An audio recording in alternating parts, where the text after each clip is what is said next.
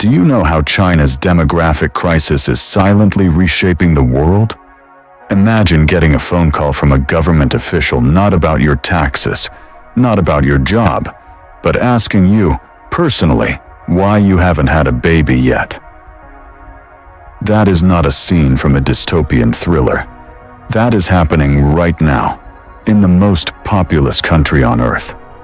Young Chinese women, many of them in their late 20s and early 30s, are receiving calls from local officials pressuring them to get pregnant. Not nudging, not suggesting, pressuring. And here is the part that should stop you cold. The Chinese government is doing this because they are scared. Not scared of a war, not scared of an economic competitor. They are scared of something far more unstoppable, the simple mathematical reality that their people are disappearing. China's population crisis is no longer a future warning. It is happening right now, in real time, and the consequences are going to ripple through every economy on Earth, including yours. Let's go back to where it all began, because this story didn't start overnight. For most of recorded history, China was the world's most populated nation. During the Tang Dynasty, China held nearly a third of the entire global population. Even into the modern era, China's sheer human scale was its greatest superpower. Millions of workers, endless labor, unstoppable economic momentum. But in 1980, the Chinese Communist Party made a decision that would quietly plant a time bomb inside that momentum. Facing fears of overpopulation and resource scarcity, the government launched one of the most aggressive social engineering programs in human history, the one-child policy. On paper, it sounded like a rational response to a real problem. In practice, it became something far darker. Enforcement teams, sometimes called shock brigades, were deployed to rural villages across the country.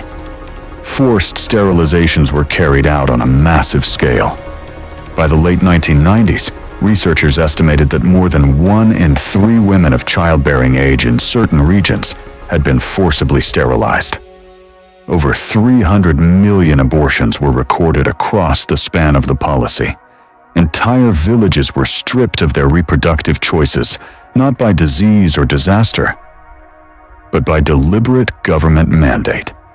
They succeeded in slowing population growth, but they created something far worse in the process. Here is what nobody was accounting for in 1980. Culture. When you force a generation to have only one child, you don't just change the number of children being born, you permanently reshape how people think about family. China's one-child policy created an entire generation of adults who grew up as singletons, no siblings, no cousins in many cases, raised in a society where smaller families became the social norm. And norms, once embedded, are almost impossible to reverse. By the time China officially ended the one-child policy in 2015, and then actively encouraged families to have 3 children by 2021, it was too late to simply flip a switch. Young Chinese adults had already internalized a different idea of what family looks like. They had already built their lives around urban careers, rising housing costs, and the financial reality of city living. The state could change the law. It could not change the culture it had spent 35 years engineering. The numbers confirm it. China's fertility rate in 2023 sat at approximately 1.09, nearly half the replacement rate of 2.1. To put that in perspective, that is lower than Japan, a country the world already treats as the poster child for demographic decline. It is lower than South Korea. It is one of the lowest recorded fertility rates of any major economy on Earth. And here is the critical detail that most people miss. This is not a temporary dip. Demographic trends move slowly, but once they set, they are extraordinarily difficult to reverse. The trajectory China is on right now points toward a population that could be cut in half by 2100. Now here is where this stops being just China's problem and starts being yours. When economists and policymakers talk about why a shrinking population is dangerous, they use a term called the dependency ratio. The concept is simple. A healthy economy needs a large base of working-age adults generating income, paying taxes, and supporting both the children coming up and the elderly winding down. Think of it like a pyramid, wide at the base, narrow at the top. China's pyramid is inverting. By 2035, China will have more citizens over the age of 60 than the entire current population of the United States. By 2050, projections from the Chinese Academy of Social Sciences suggest the country will be supporting nearly one retiree for every working adult. By 2075, that ratio could reach a level economists describe as unsustainable, a burden so heavy that the working population simply cannot carry it, no matter how productive they become. The consequences of that aren't abstract. They are economic gravity. Right now, China is the world's largest manufacturer. It produces roughly 28% of global manufacturing output. The supply chains that keep American stores stocked, from electronics to appliances to pharmaceuticals, run through Chinese factories. When those factories face a shrinking labor pool, two things happen. Either production slows or wages rise sharply. Either way, prices go up. And not just in China, everywhere. Xi Jinping's government knows all of this, and the panic behind their response is worth examining closely because it tells you just how serious they believe the situation is. In the past 2 years alone, the Chinese state has launched a full-spectrum campaign to reverse the birth rate collapse. Local governments are offering direct cash payments to couples who have a second or third child. Employers are being pressured, and in some cases regulated, to offer extended parental leave. Cities have started offering subsidized housing to young families. National exam scoring systems have been quietly adjusted to give bonus points to students from larger families, essentially incentivizing children through the education system.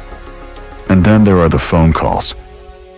Government officials in multiple provinces have been documented cold-calling women in their childbearing years, asking why they haven't started a family, encouraging them, sometimes insistently, to consider pregnancy.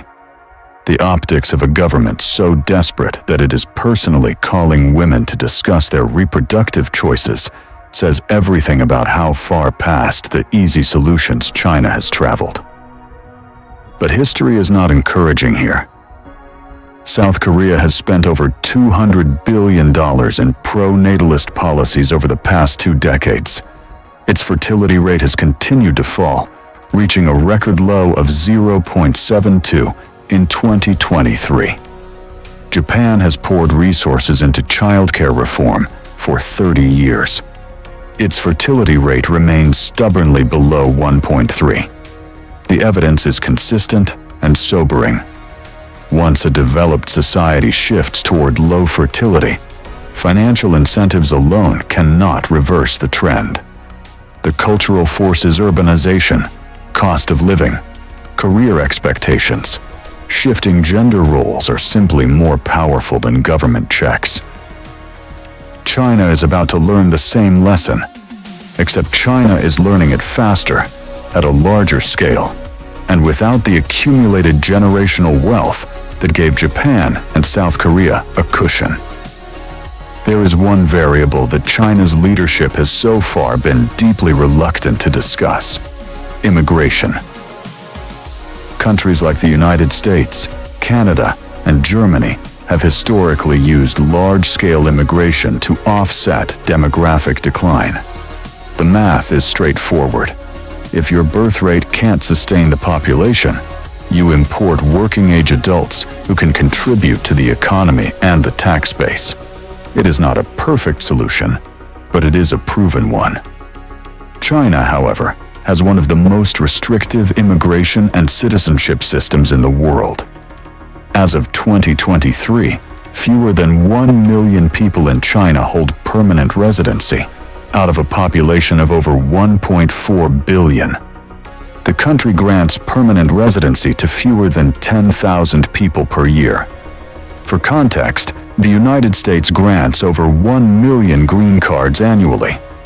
Opening China to mass immigration would require a fundamental reshaping of its national identity, something the ruling party has consistently framed as a threat to social stability.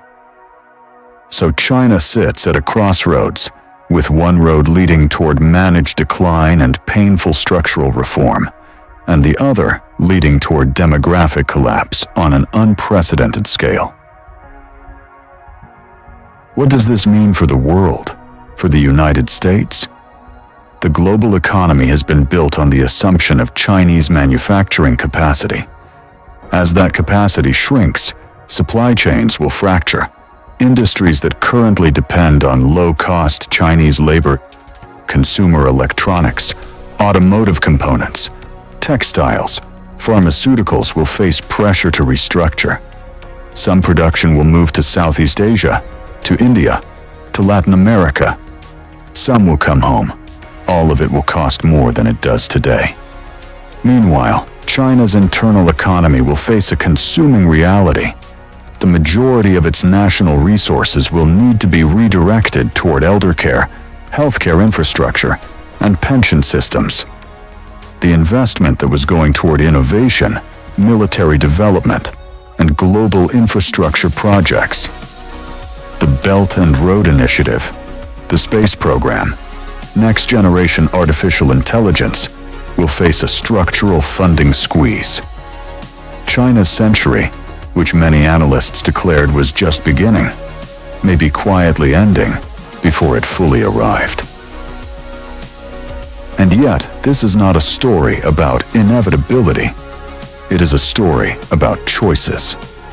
The decisions that China makes in this decade, and the decisions that the rest of the world makes in response, will determine whether this becomes a managed transition or a catastrophic unraveling. Whether China's demographic contraction triggers a global recession or a regional rebalancing depends on policy, on timing, and on a willingness to face hard truths instead of politically convenient ones. History does not wait for governments to get comfortable. The population is already shrinking. The workforce is already aging. The clock that started ticking in 1980 has been running for 45 years, and no phone call from a local official is going to stop it now. The real question is not whether China's demographic crisis will reshape the world. It already is. The question is whether anyone in Beijing, in Washington, or anywhere in between is truly prepared for what comes next. For more amazing facts and real stories, make sure to subscribe to the channel and stay with us. Thank you for watching the video till the end.